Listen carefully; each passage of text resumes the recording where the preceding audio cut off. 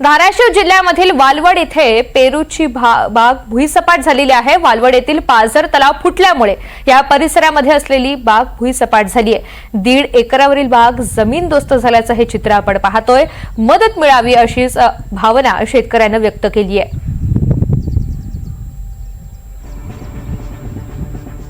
धाराशिव जिल्ह्यात मागील 3 ते 4 दिवसांपासून पावसाने मोठा हैदोस घातलेला आहे।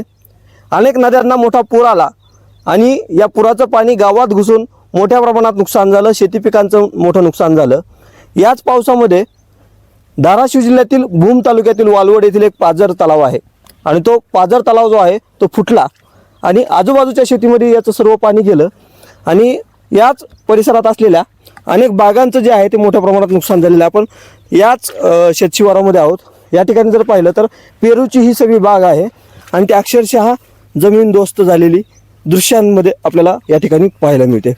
आपल्यासोबत इथले शेतकरी आहेत, आपण त्यांच्याकडून माहिती याबाबतची जाणून घेणार आहोत। बाबा बोला।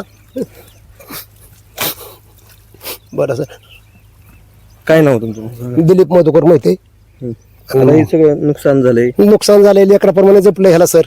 एकदा म्हणजे फळ आता आलं दिसतंय। लय फळ आहेत बघा की सर, लेकराला सुद्धा जपलं, एवढं इतकं जपलं ह्याला। भरपूर फळ सगळे सगळे झालेले। हो, तुमच्या डोळ्यात अश्रू दिसतायत। दुसरं असू दिसतंय, काय भाकर गोड लागत नाही सर। लय भरपूर नुकसान झाले हे तो बघा ना। कधी लागवड केली सगळी? 1.5 वर्ष झाले। हा, सगळं आता नुकसान झालंय मोठं एवढं मोठं। काय मागणी असणार आहे तुमची? मागणी काय, आम्हाला ह्याची नुकसान भरपाई भरपूर द्यावा।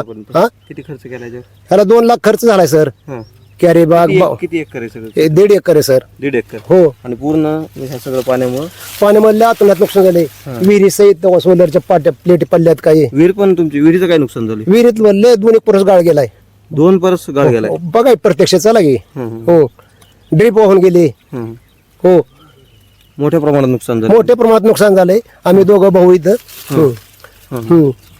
एकंदरीत जर पाहिलं तर मोठ्या प्रमाणात त्यांचं शेतकऱ्याचं जे आहे ते या ठिकाणी नुकसान झालेलं कुठेतरी पाहायला मिळत आहे।